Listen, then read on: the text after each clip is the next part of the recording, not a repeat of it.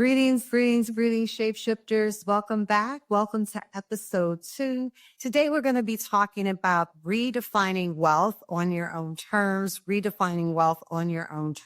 and how to work with what I'm calling new earth currencies. So go ahead and grab a paper, something to write with, and let's get into it. You know, when I was preparing for this episode, I couldn't help thinking about where I was in 2020. I was living in my hometown of Oakland, California. California was one of the first places to go into a major lockdown. And obviously the world was experiencing something that it had never experienced before. None of us knew what a global pandemic was. We had never been on lockdown before. And it was just an overwhelming, interesting time to be alive when everything really shut down.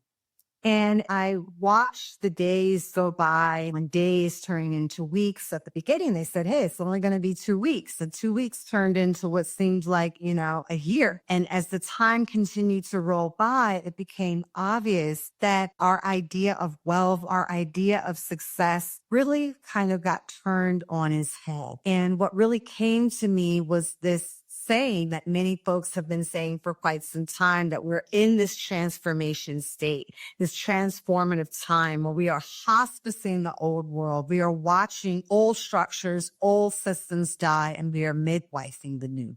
And as many of you have heard me say, but we create the new, we create the future in the present moment. And so part of the old world dying is these ideas of success and the ideas of how to become successful. We're kind of withering along with it. I'm born in the 70s. I'm a child where literally I probably was the last generation where you could literally go to college, get a major in pretty much anything. And I was able to move to New York. I was able to get an apartment. I was able to have a variety of jobs, many of whom were not even in my own job field, just because I have that piece of paper. And so I think about that when I think about my own child. I have a 19-year-old daughter, and everything that worked for me is no longer going to work for her. And so it's really important as educators, as parents, as people in community, as purpose-driven creatives, people who really are about stewarding and co-creating the world that we want to see, that we begin to compost these old ideas of how we're living and begin to really embrace a new paradigm, embrace a new shift of what the world can become. So oftentimes I'm in social justice circles. I claim that they're, piloting and innovating new work and new projects and ideas, but we're still using the same mindset, the same systems to get there.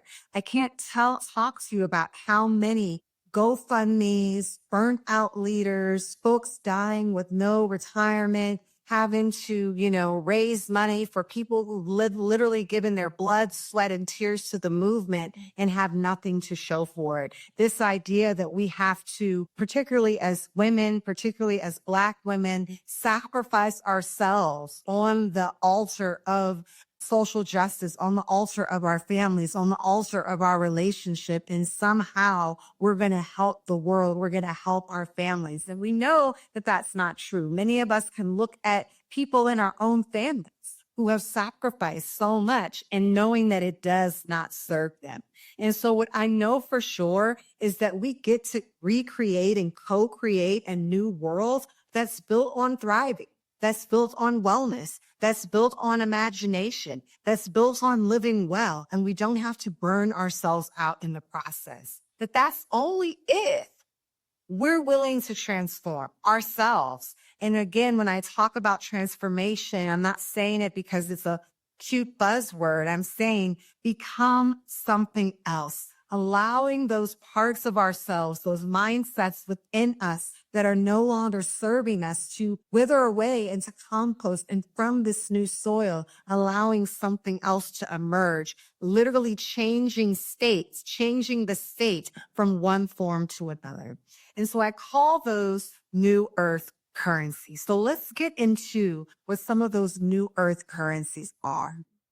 And so I want to also remind you all that this comes from this idea, as we already found, that we all come from this idea of heaven. We come from the cosmos. We come from the primordial darkness, going to earth to live our hero's journey, to bring our unique, special gifts to the world. That if you hold up your hand and you look at your fingerprint, that with the 8 billion people on the planet, even twins, even triplets, your fingerprint is unique, that you have been imprinted with the unique signature of the divine that no one else has but you. And unfortunately, we have been programmed in a society that has taught us to ignore that unique imprint. And instead, we're supposed to pick from a list of boxes, and we're supposed to choose a box that we want to put ourselves in. Even sometimes when we're finding new language to think about how to work together, when we're forming new language of how we express our sexual identity, our racial identity, our relationship paradigms,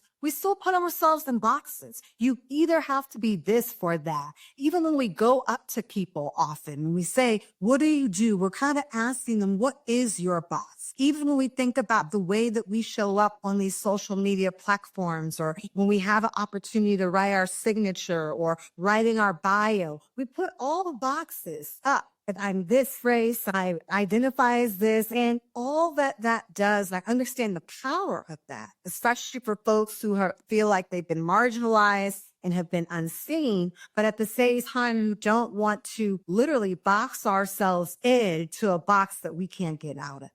And so when we think about how we're going to now be able to navigate the market, navigate economy, and this is not just for us. This is especially for those of you who are parents, for those of you raising children, those of you co-parenting children, my glorified aunties and uncles, I'm out there talking to you because sometimes the parents might not even have it. It really takes a village. All of us have to be responsible for the care of our children. If there's any group that is truly suffering the most, I would say, in this time we're living in a loneliness epidemic. We have a mental health epidemic. We're really seeing that come through really strong with our children. And I know that work firsthand because I train educators and I work with folks that are working with young people on the front lines. And that's a whole nother topic for a whole nother day. And so the first currency is the currency of spirit. It is your spirituality. I don't want to call you into any specific type of spirituality, but rather I'd like to remind you that you have your physical body, and we give thanks for our physical bodies, that we know that our spirits never die.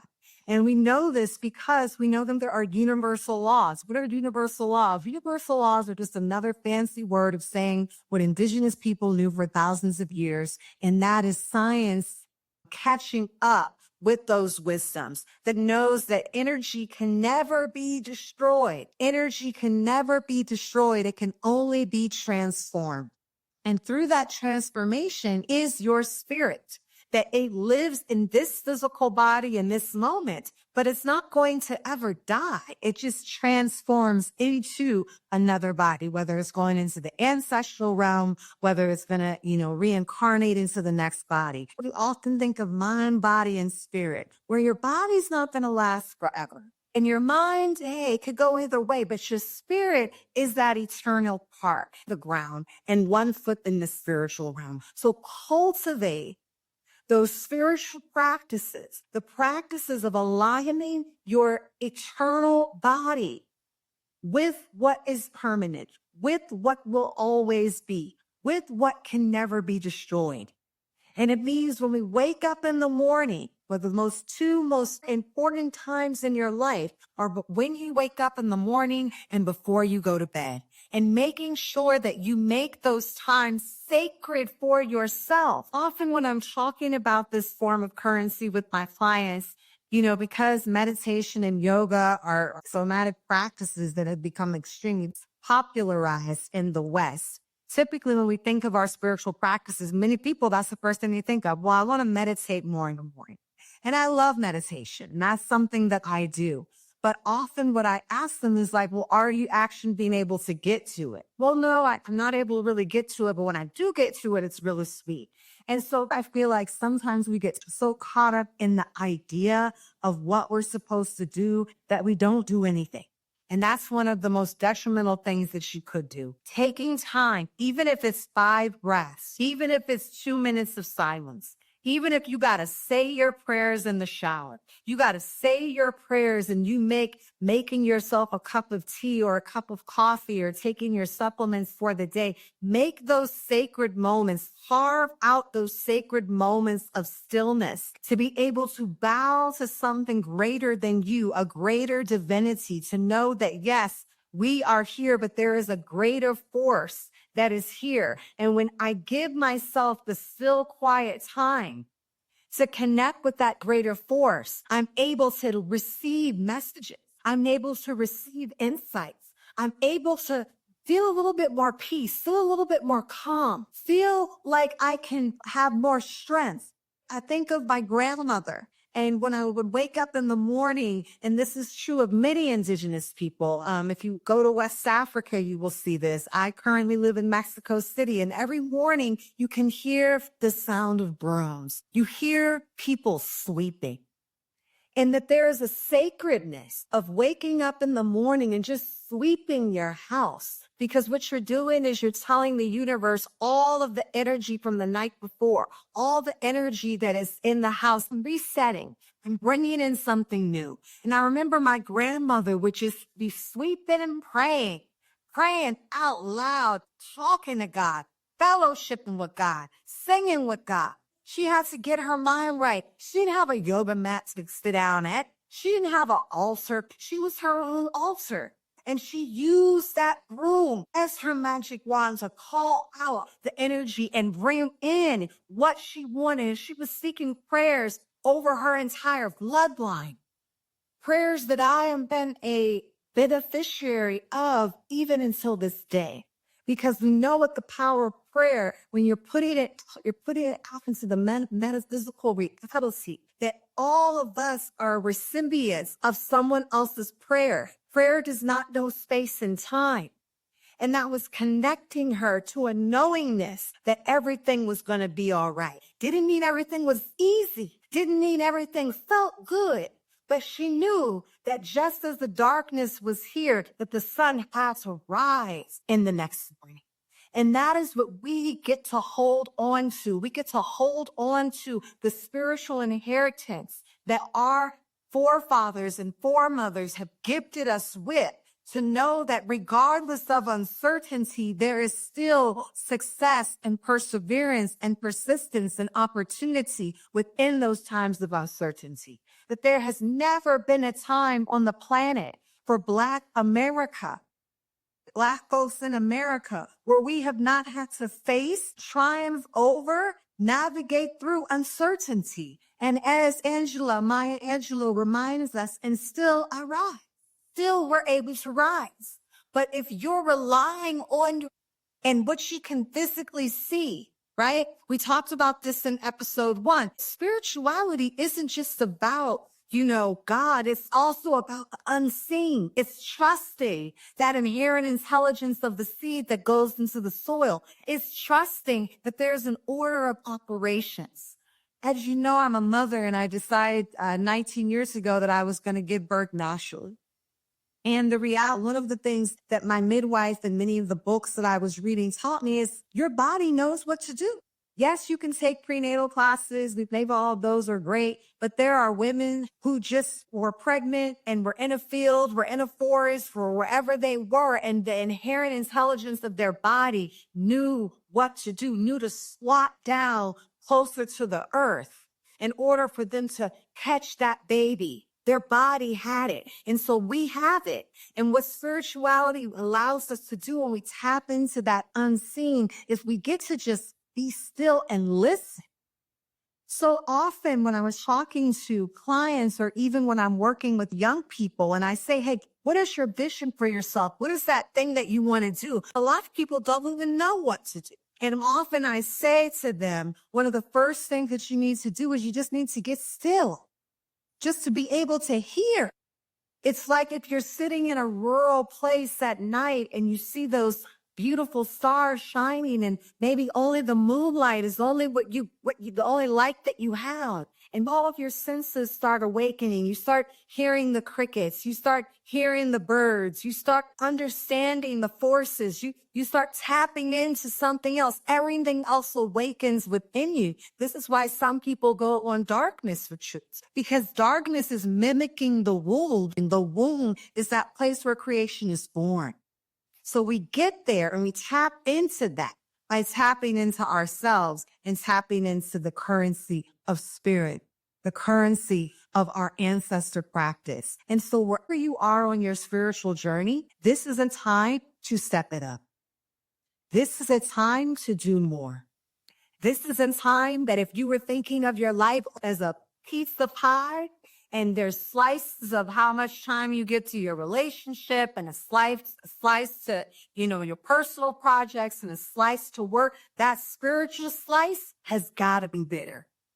And I behoove you to really step up that ancestor practice wherever you are. Queen Afua has, if you've ever read Heal Thyself, go get a copy of that book. There's many ways that she shows you how to set up an ancestor altar on a basic level. And for those of you who have an ancestor altar, the Bay Area, we're real into, all of the new age things. And we like to pride ourselves on how pro-Black and African-centered we are. And so, a lot of people got ulcers.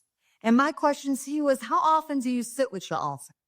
When's the last time you cleaned your altar? When's the last time you changed the water in your altar? When's the last time you prepared some food for your ancestors? I'm not talking about decoration.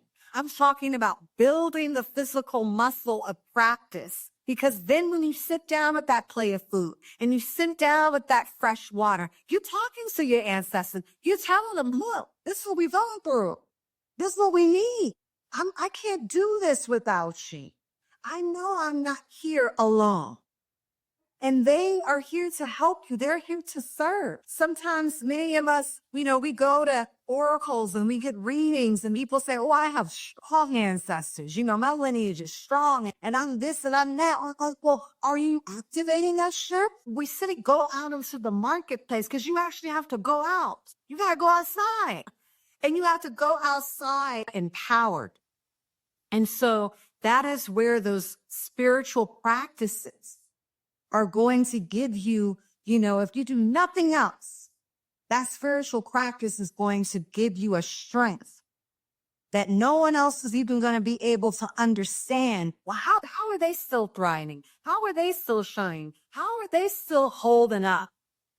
Because you understand that you are connected and rooted to something that is eternal, that will always be, that can never be destroyed. You're not just relying on yourself. You get to rely on spirit. You get to take the burdens off your shoulders and give them to a force that is greater than you. The next currency is the currency of your mindset. This is an extension of the currency of spirit, but your mind. And we talked about this in episode 1 when we talked about the power of your Ori, which represents your crown chakra. That is your highest self. Your highest self represents your mindset.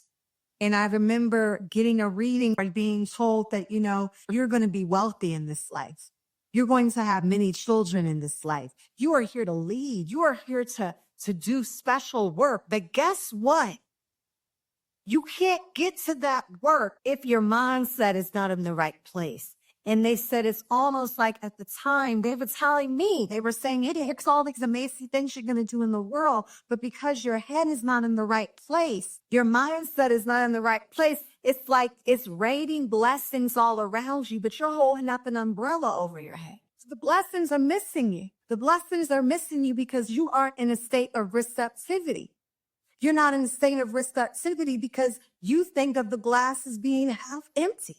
You can't see the light. You believe everything that's news. You believe everything that the feed of the algorithm is giving you, the distraction of the day. You've given your power to that. And so although you might have all the potential and possibility in the world, You might have a treasure trove of blessings standing outside your door, but you're not willing to go outside and get it. When you see it, you question it. You want to talk yourself out of it. You want to say, oh, maybe that's not for you. I'm not good enough. So if your mind isn't there, you're not going to get where you want to go. It doesn't matter how many people help you. And this is why they can't save people.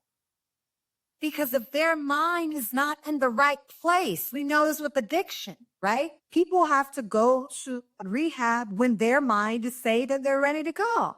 Myself included. I have people who struggle with addiction in my family. Everybody in the family's rallying them together, getting them to go to rehab. And what do? They relapse because they weren't ready for it. So you've got to get your mind in the right place. And when I think about mindset, I think about our collective ancestor, Harriet Tubman. And I think about the mindset that she had to have. You know, many people say that she suffered from falling asleep, or we know that's not true. We know that Harriet was divinely guided, that she was receiving downloads, that sometimes she would be ushering people for freedom, that she would just go black. She had to go into the darkness. She had to go into the spiritual realm, close her eyes, lay down, get her mind right so that she could move forward. She had to imagine a North Star without the internet, without a map, without a GPS. She had to imagine freedom not only for herself, but for the people that she was responsible for, but she was the #1 most wanted fugitive in America. A lot of us are ready to talk ourselves out of that new project, that new venture, that new thing. When does that new thing come to you? When you're daydreaming, when you're night dreaming in the darkness, right? You got the download, you got the vision, you see yourself. You see what you're supposed to be doing. And then what do? You talk yourself out of it. Oh, but that's not for me. She had to be able to hold that vision. When her old people were like, girl, I don't know, you about to get caught. I'm not going over that freedom with you. I'm okay over here on the plantation. The Harriet said, no. I see the North Star. I'll follow spirit. She had her head up. Her mind right.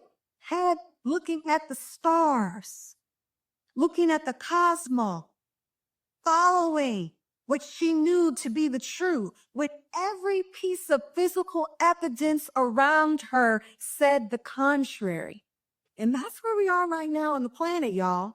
This whole game we're in right now, we're in a video game. You are in a video game. You call the game whatever you want. But you're going to have to decide whether you're going to be a non-playable character. You know how you be in the video games and you pick your own character? Then there's other characters that are just like in the background, walking down the street and stuff. Those are non-playable characters. They're just in the background. You got to decide whether you're going to be in the background or whether you're going to be the lead. If you're going to be leading your own story. And you might not have any physical evidence that she can point to. The situation that you're in might say, there's no way I'm going to be able to get from here to here, given where I'm at. Your bank balance might say, hey, there's no way you're going to be able to get from here to here. The world is going to say, oh, no, not with this government. There's no way. Oh, the economy is going to say, this economy. Oh, there's no way. And you are going to have to get your mind so dialed in to your bullseye, so dialed into your North Star that it doesn't matter what is around you, you're focused. And that is why we have to have a plan. That is why you have to have a vision for your life. Because if you don't have a vision for your life, you're going to be caught up in somebody else's vision. And that's what many of us are doing. You're a non-playable character in somebody else's video game. They're getting to the goal. They're getting to the prize. And you're wandering around lost. You're wandering around lost, eating their feed, digesting their algorithm, but you have to create your own. And you will not be able to do that if you cannot hold on to the currency of your mindset. And so that's why it's a currency. You might be up for the job with somebody else. They might be more qualified than you, but they don't have the mindset that you got. It's your mindset that's going to carry you through. Look at the Olympics. When you get to be at a higher level of professional athleticism in any sport, everybody is a good athlete. Everybody's. What's the difference? Their minds. Look at a boxer. They're blind. They know I'm the best. You got to talk yourself up into it. Mind over matter. And if you ain't got it, you got to fake it till you make it. You can't just walk into the meeting, walk into the job interview, walk into sitting down to paying bills. You got to pray yourself up into it. You might have to put on a special outfit, burn those cute incense, put on that vibrational frequency music, raise it up. That's why when you go to Black church, that's why when you sit down in any ceremony, we don't pray silently, we pray out loud.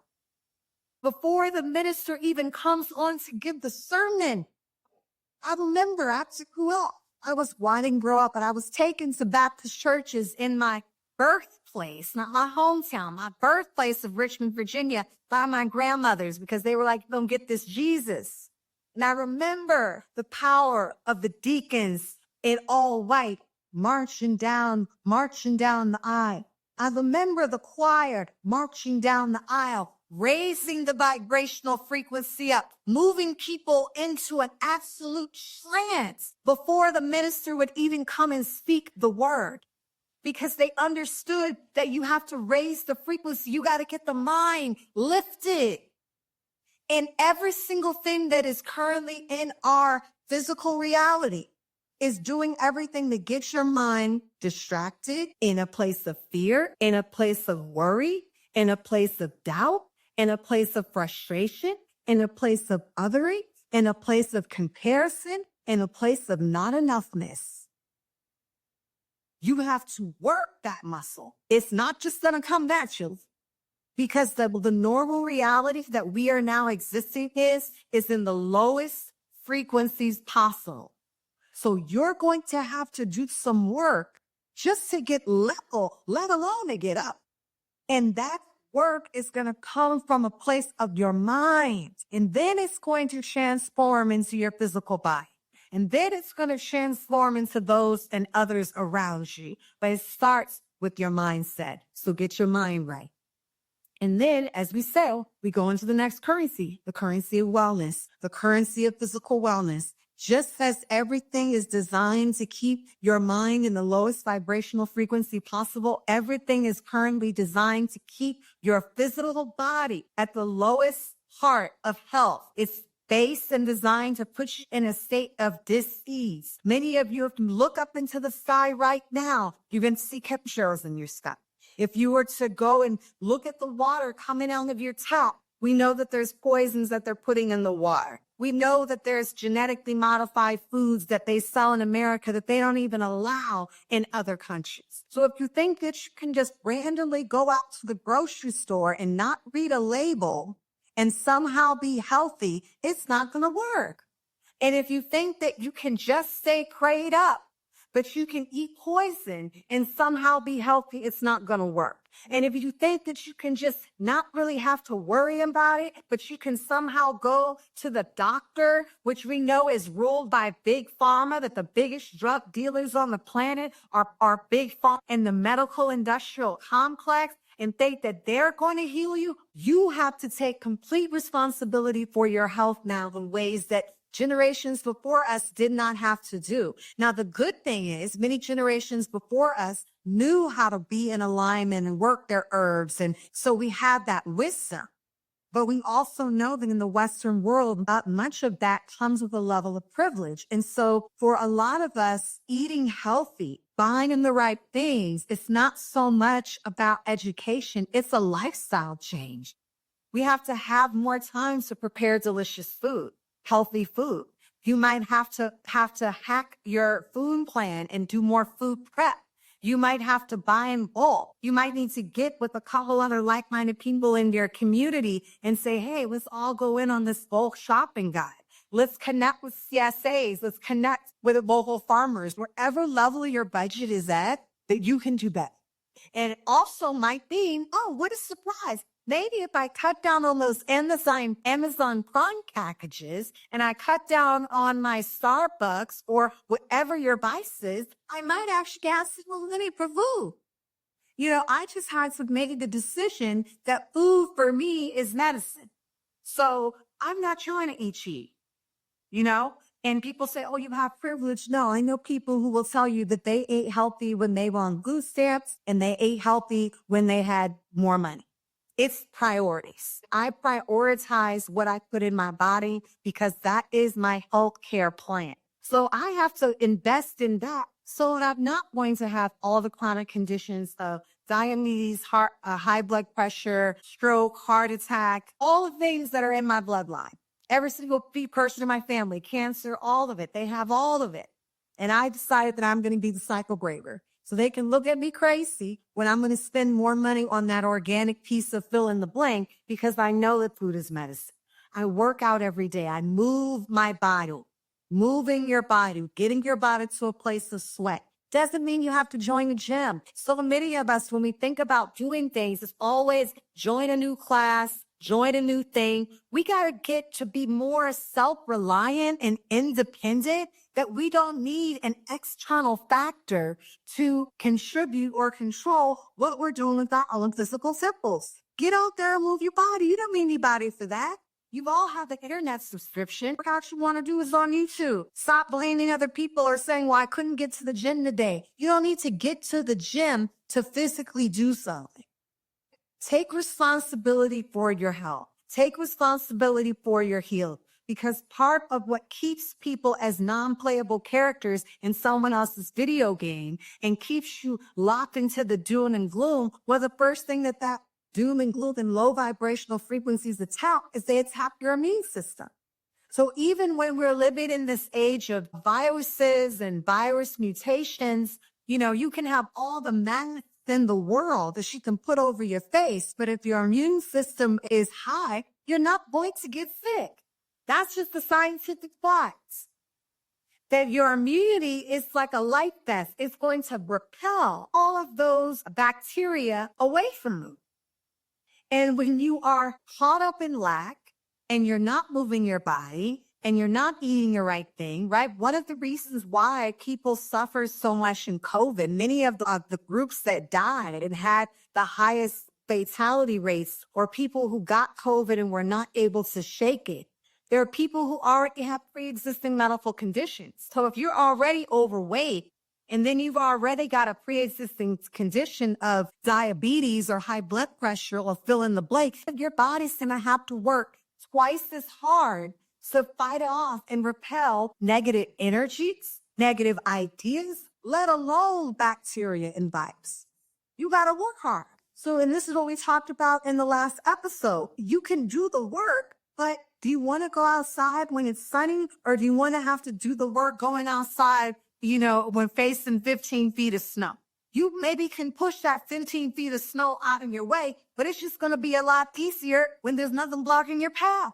So remove the obstacles from your path and take responsibility for your health. And that's an opportunity where we can come together and we can think more creatively and dynamically, and we can reprioritize what is important to us, so that we know that currency of wellness when everybody around you might be physically, emotionally, or spiritually sick and you're still shining brightly, that's going to give you a competition, a competitive edge in the marketplace as you're navigating your own hero's journey. So the next currency is the currency of community. Community, community, community. And we learned this in COVID. We've learned this through some of the wars that have been going on, some of the natural disasters that have been going on. I'm thinking about folks who were impacted by Hurricane Helene, folks who have been impacted by the California wildfires, and the power of community. The power of the people in your circle, even during COVID, the people who were willing to check in on you, to give you a call, the people who are willing to bring you a bowl of soup, or to launch that GoFundMe campaign, or to volunteer their time. Community, community, community. We know clearly that the government, that politicians, even though that they're supposed to do these things, we know that they're not going to support us in times of need. We know that as people of color, as marginalized communities, as communities who may here faced with income disparities, that those are going to be the hardest hit during climate change. Those are going to be the hardest hit during global pandemics. Those are going to be the hardest hit during times of war.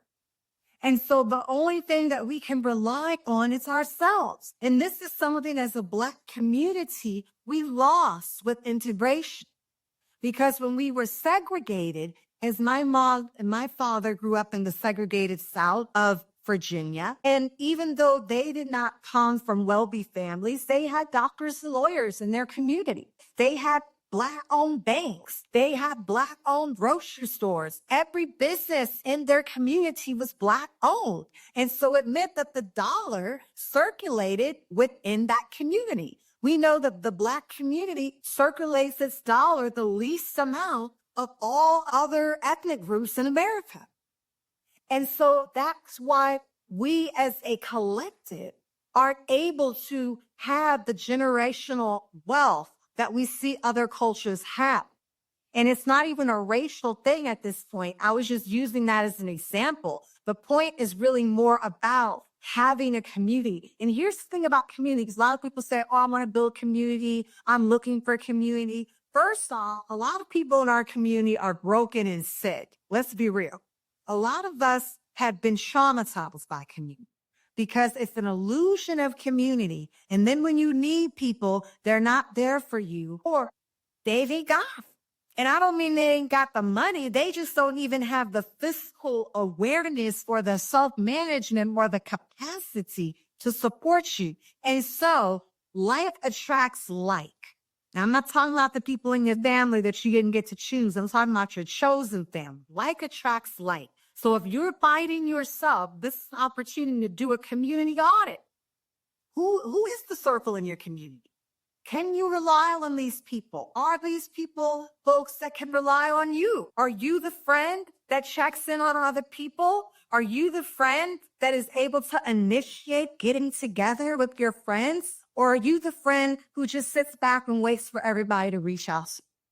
Are you reaching out and not feeling reciprocated with your relationships? Then those are not the relationships for you. And the more that you build on your currency of spirit, your currency of mindset, your currency of wellness, you are going to magnetize the right people into your community. So community is not something you have to go out there looking for. You can magnetize it. But the point is, you want to invest in it. You want to understand that community is something that you can literally take to the bank. All of us know people who've had financial challenges, personal challenges, health challenges, and the power of community to rally around them, to support them when nobody else would, was golden. We've seen this time and time again, and we're living in a time now where our currency of community is going to be one of the most valuable assets that we have. And so that means we got to get outside more. And we can't just maintain our friendships parasocially, online. Oh, I know what's up with them. I DM'd them. Oh, I know what's up with them. I saw what they just posted. No, that's not enough. Pick up the phone and call somebody. Put the voice text. Stop with the written text. Call somebody on the phone. Say, hey, when can we get together? I know that many of my closest community people, especially now that I've moved out of America, I currently live in Mexico City. Some of my closest community, we live all over the world now. They're not in my city. And so I have to be really, really intentional with maintaining those relationships and taking the time out of every year to be face to face with my people, to lay eyes on them, as the old folk used to say. I need to lay eyes on you, right? To make sure that they're okay. And we know that as we're also living in this time of isolation, we're living in an isolation epidemic on the planet where we are more quote unquote connected than we've ever been before because of these technological devices, but it's creating more and more isolation where people don't feel comfortable coming outside. They don't feel comfortable being around people, having all of these connections with people virtual, but we're not having these same connections in the real world. And we know that a child, if not given real world connection, will die.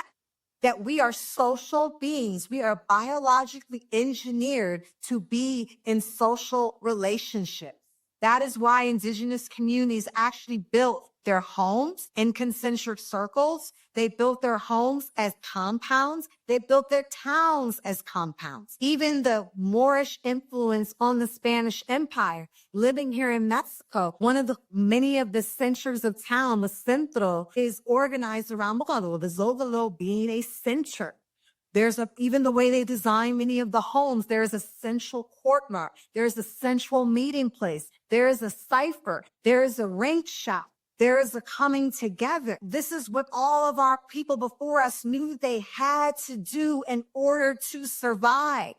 Not just to kick it, not just to have fun, not just a party, to survive. And this is going to be a critical currency for our survival.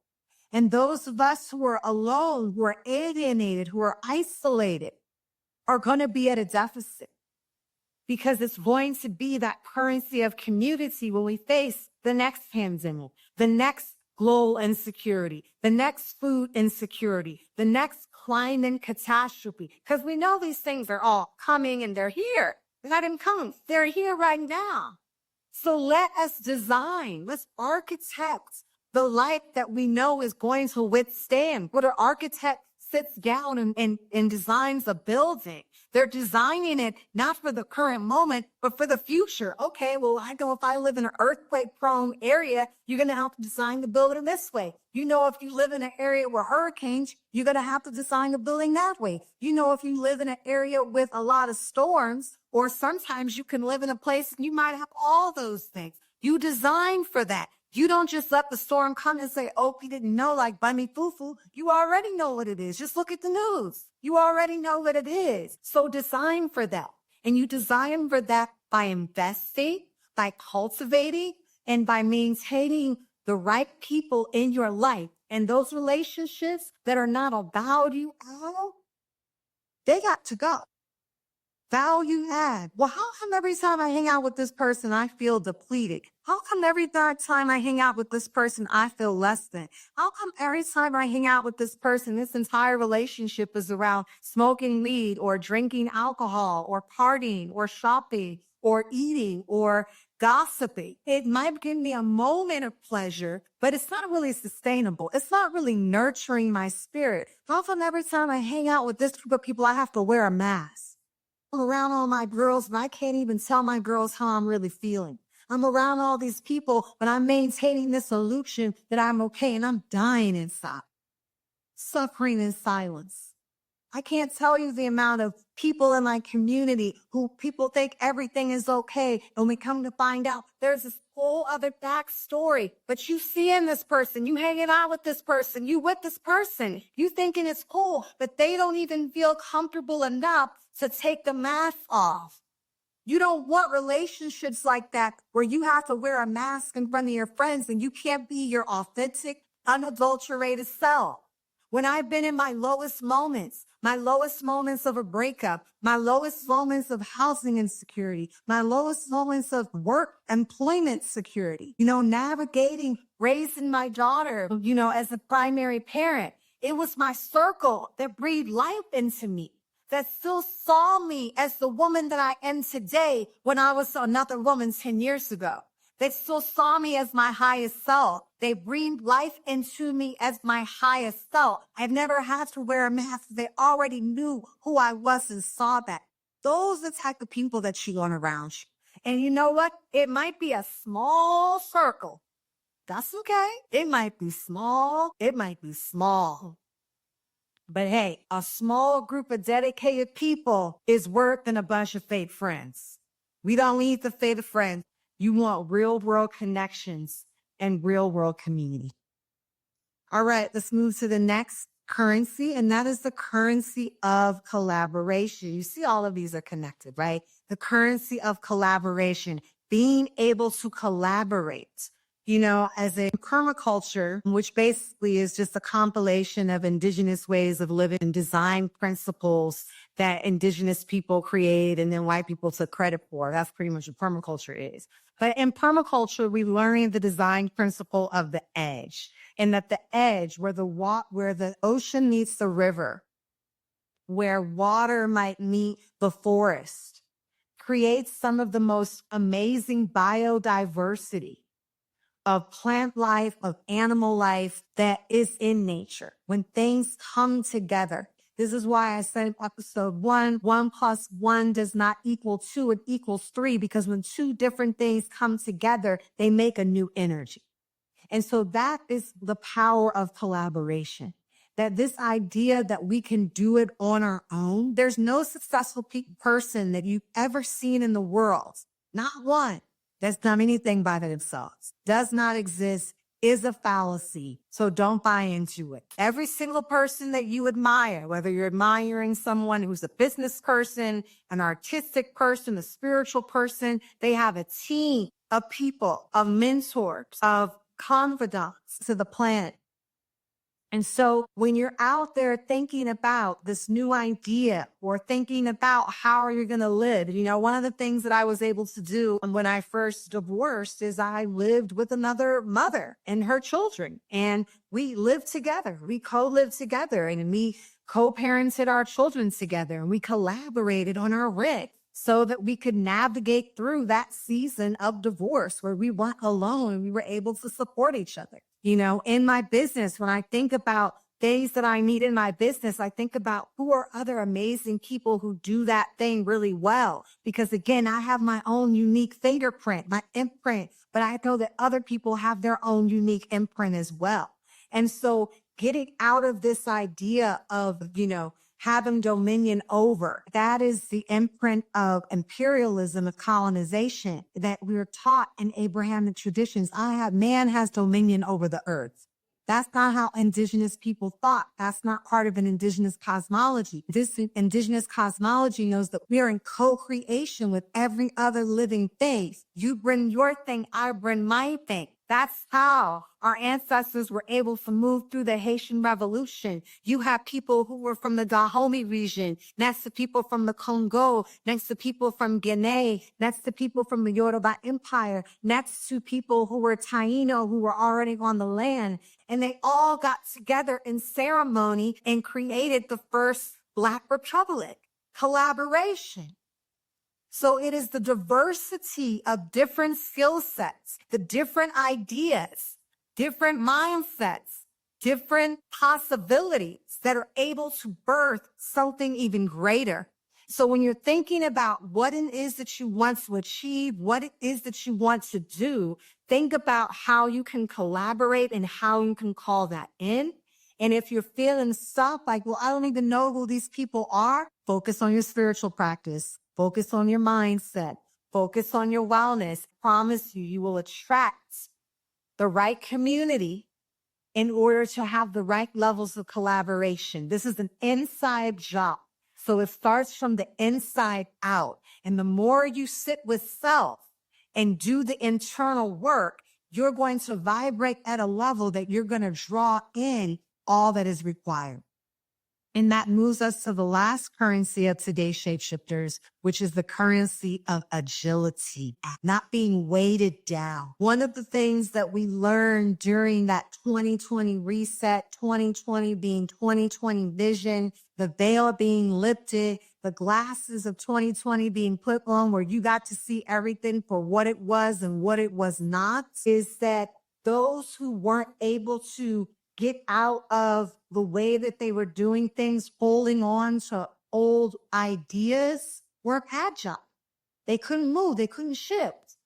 And those of us who could pivot, who could let something go, who could throw something away, let it compost, let it die, have the mindset that they could birth something new. The future belongs to those who are agile. Being able to adopt new models, adopt new ways of being. As much as I don't like AI and as much as I don't love being on social media all the time, but not embracing technology and not being able to be agile with my mind and learn new things is not going to serve me. That is why we know that being a lifelong learner is going to be an asset for the future because you can learn new things because you have agility. So we have to be able to bob and move. We have to be able to let stuff go. We have to be able to step into new possibilities and new ideas. When we find ourselves being weighted down with, I can't do this because it's never been done before, then we've already caught ourselves. We've already canceled ourselves out of the run, out of the race. You might as well just sit down and accept because you're not going to go nowhere with that mindset. And actually, I lied. I do have one more, and that is the currency of creativity. And that's a wonderful, beautiful way to end. You know, we said before that creativity begins in the darkness. And I'm not just talking about here creative. I'm a musician. I'm a painter. You know, I have this creative thing. No, we're actually talking about being able to imagine something out of nothing. Being able to see your life as a canvas and to understand that you get to draw the strokes in the frame of how you want your life to look, of how you want it to be. And so being able to creatively think out of the box when you're faced with obstacles, when you're faced with you can't do it. We know that as people of African descent, we are the most creative people. We are the brand creators. We know for those of us born with the mitochondrial DNA of melanin that we hold in our wombs, the creative power of all humanity. So we are the grand creators and creatresses of the planet. And so there's nothing that you can put us in. You know, you go to a country that they call a developing country, they call a third world nation, and you go to any hood and you see the way people have built their houses with creativity, the way people are reusing garbage, the way people are creating energy out of plastic, the way people are figuring out a way to purify water, the way that people are upcycling and recycling clothes. We know that it's through some of the poorest places that we find some of the greatest creative innovations and imagination. But they have to be able to imagine. And sometimes it's people who have all the privilege in the world, right? They can't create anything. All they can do is take someone else's creation. It's in the fashion industry all the time, appropriating indigenous clothing styles for themselves and remixing it because they actually can't think of anything for themselves. And we also know that part of what we destroy when we are ingesting social media is our creative capacity, that it literally destroys the creative part of your brain. And so the more that we stay addicted to digital crack, because it's digital crack and we're all addicted to digital crack, the more that we're getting that digital crack fix, we're actually depleting our own creative genius. This is very, very important for the children.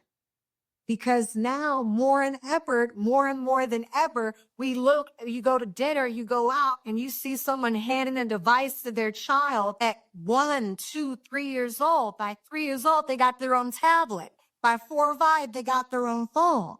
You know, a lot of parents are opting out of parenting because they're overwhelmed. And so you want to just hand your kid that device. But what you don't realize you're doing when you're handing them that device is you're destroying their creativity. You're literally making them a non-playable character in the critical thinking skills, the navigational capacity, the confidence, the grit, the 21st century skills that are going to be required for them to compete in a global marketplace. Because now we're competing against everybody else in the world in order to navigate the market.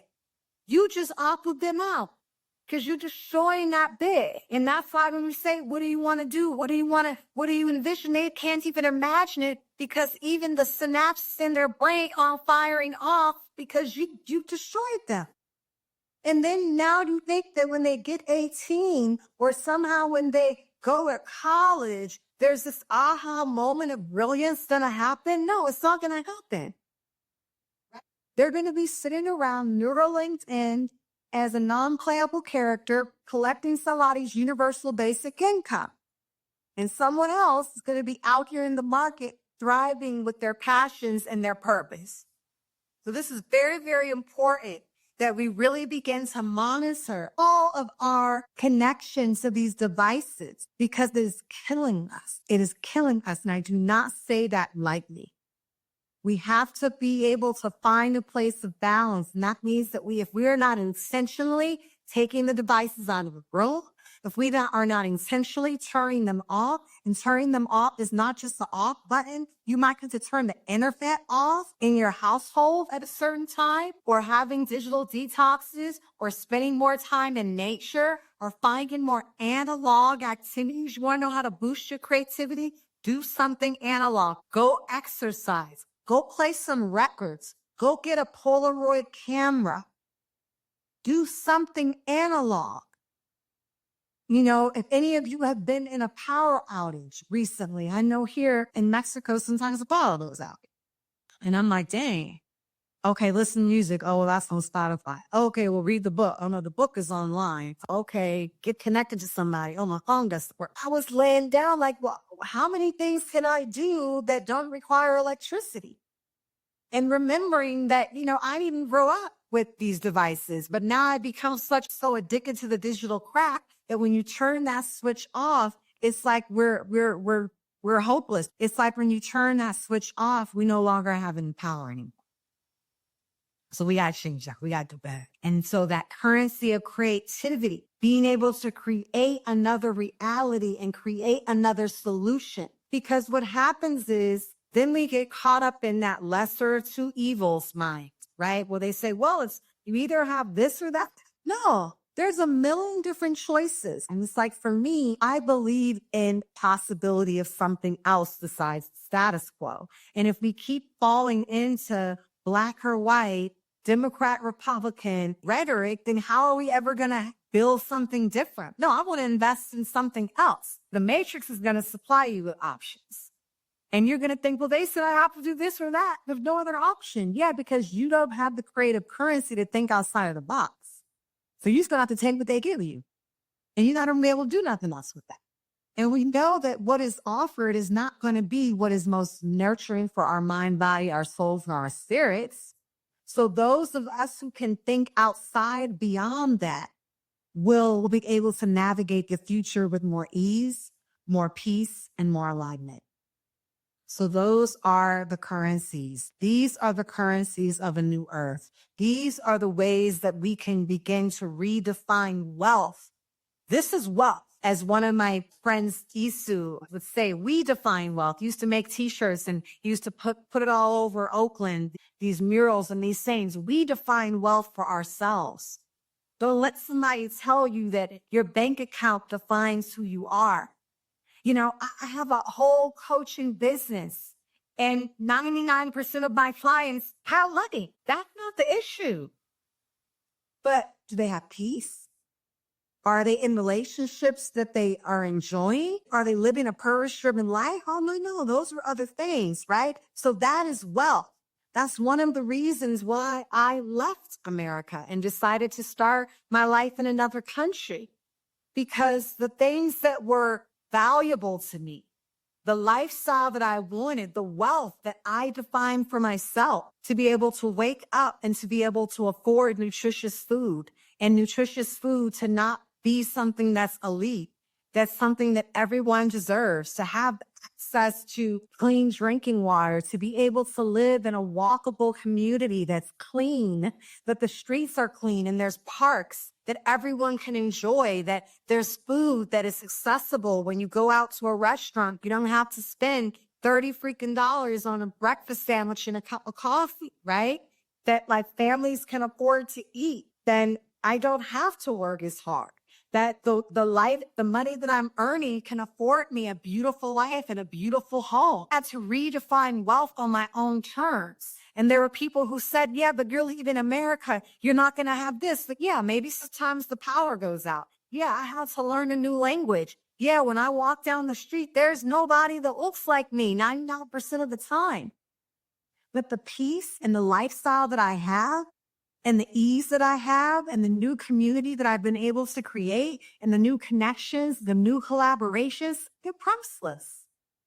To the point where people say, well, would you return back to America? I say, well, what would I be returning to? I love my family and my family is still there. And, I love America. I'm not ashamed to say that. I don't necessarily love the government, but I love the people. That's where my people are from. My people helped build that country. So it's no shame. I'm a proud American of African descent. Very proud. I see myself as a cultural ambassador here in Mexico. But I had to decide. I had to make a decision. I had to make a sacrifice. I had to give something up in order to get the life that I gained. And so that is how you step into a place of wealth. You define wealth for yourself. You build these currencies within yourself, and you utilize those currencies to design and architect the life of your dreams. Okay. All right. That's what I have for you all today, shapeshifters. And until next time, keep shifting.